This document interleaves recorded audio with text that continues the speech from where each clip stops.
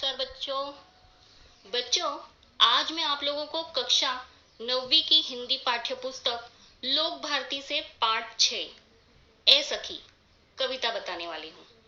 इस कविता के कवि अमीर खुसरो जी हैं। चलिए जान लेते हैं पहले अमीर खुसरो जी के बारे में। अमीर खुसरो का जन्म 1253 में उत्तर प्रदेश के एटा जिले के पटियाली नामक कस्बे में हुआ था। उनका मूल नाम अब्दुल हसन यमीनुद्दीन खुसरो है। वे पहले व्यक्ति थे जिन्होंने हिंदी, हिंदवी और फारसी में एक साथ लिखा। वे एक श्रेष्ठ शायर, गायक और संगीतकार भी हैं। अमीर खुसरो अपनी पहेलियों और मुकरियों के लिए जाने जाते हैं। उनकी मृत्यु 1325 में हुई। बच्चों उनकी कुछ प्रमुख कृतियां हैं, वो देख लेते हैं। तुहफा तुस सिगर, वस्तुल हयात, गुरातुल कमा, नेहातुल कमाल, दोहे घरेलू नुस्खे, कह मुकरिया, दुस्खने ढकोसले, अनमेलियां उलटबाजियां, हालात कन्हैया, नजराना ए हिंद आदि। बच्चों यह कविता एक पहेली के रूप में है। आप लोग सभी पहेली जानते ही होंगे।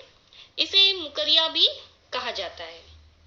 पहेली यानी जो लोक प्रचलित है, जिसका लक्ष्य मनोरंजन के साथ साथ बुद्धि चातुर्य की परीक्षा लेना होता है, उसे पहेली कहा जाता है। प्रस्तुत कविता ए सखी के कवि अमीर खुसरो ने इन मुकरियों के माध्यम से, इन पहेलियों के माध्यम से अपनी विशेष शैली में पहेलियां बुझाई है और स्वयं ही उनके उत्तर दिए हैं। तो चलते हैं, आज देखते हैं कविता किस तरह की पहेलियां हैं। ए सखी, रात समय वो मेरे आवे, भोर भय वो घर उठी जावे, यह अचरज है सबसे न्यारा। ए सखी साजन, ना सखी तारा। बच्चों इस पहेली का भावार्थ इस तरह से है।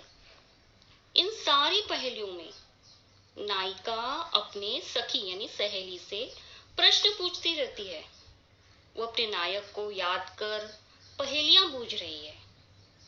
तो चलिए देखते हैं इस पहेली का भावार्थ किस तरह से है।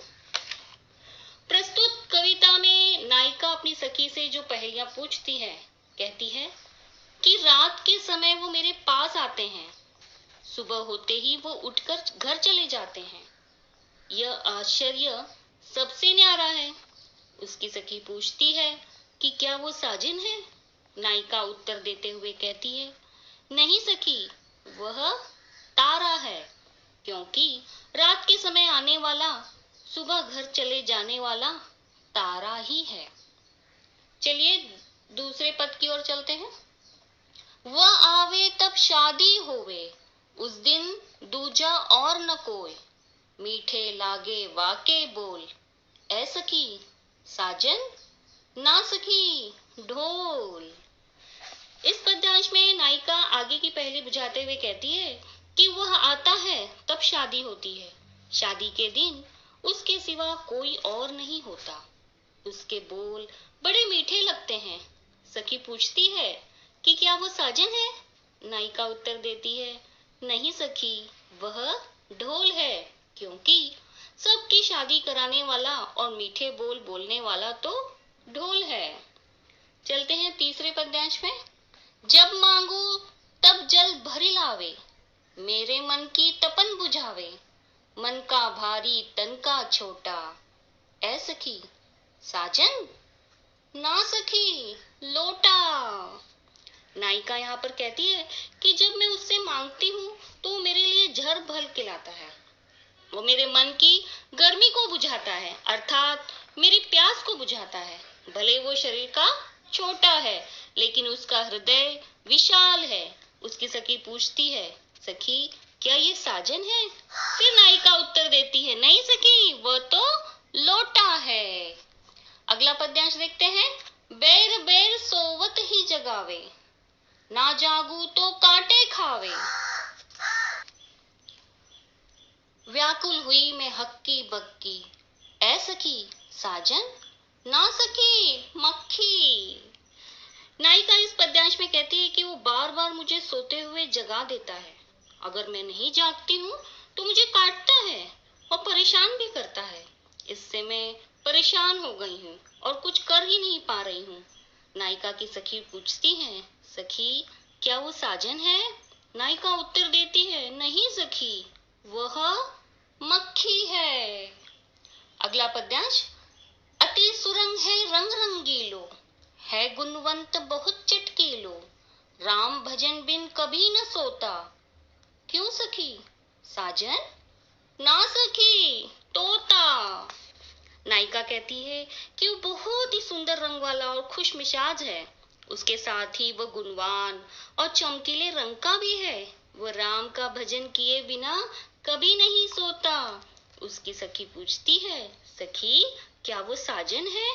नायिका उत्तर देती है, नहीं सखी, वो साजन नहीं, तोता है।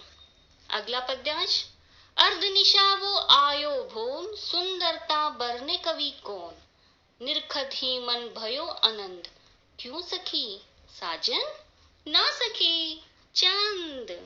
नायिका कहती है कि वो आधी रात को मेरे भवन यानी मेरे घर में आता है। वो इतना सुंदर है कि उसकी सुंदरता का वर्णन कोई भी कवि नहीं कर सकता।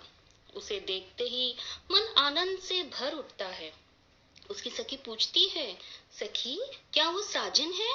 नायिका इस बार भी यही उत्तर देती है, नहीं सखी, साजन नहीं, वह तो चंद्रमा है। अगला पद्यांश, शोभा सदा बढ़ावन हारा, आखिन से छिन होत न न्यारा, आठ पहर मेरो मनरंजन, क्यों सखी साजन ना सखी अंजन। यहाँ पर नायिका कहती है कि वह हमेशा आंखों की सुंदरता को बढ़ाता है, आंखों से क्षण भर के लिए अलग नहीं होता। आठों पहर वो मेरे मन को भाता है। फिर उसकी सखी पूछती है, सखी क्या वो साजन है? नायिका उत्तर देते हुए कहती है, नहीं सखी, वह काजल है। अगला पद्यांश, जीवन सब जग जासो कहे, वा बिन नेक न धीरज रहे, हरे छिनक में हिय की पीर, क्यों सखी साजन ना सखी नीर। इस बार नायिका कहती है कि जिसे सारा संसार जीवन कहता है, जिसके बिना सज्जन धैर्य नहीं रख सकता, वह एक क्षण भी हृदय की पीड़ा को हर लेता है। उसकी सखी पूछती है, सखी क्या वो साजन है? नायिका जवाब देती है, नहीं सखी, वो साजन नहीं, पानी है। आखिरी पद्यांश इस तरह से है, बिन आए सबहि सुख भूले, आए तो अंग अंग सब फूले, सीरा भई लगावत छाती, क्योंकि सखी साजन ना सखी पाती। इस आखिरी पद्यांश में नायिका पहले बुझाते हुए कहती है कि उसके न आने पर कुछ भी अच्छा नहीं लगता, सारा सुख भूल जाता है, और जब वो आता है तो अंग अंग में प्रसन्नता छा जाती है। उसे छाती से लगाते ही हृदय शीतल हो जाता है। उसकी सखी उससे पूछती है, सखी क्या वो साजन है?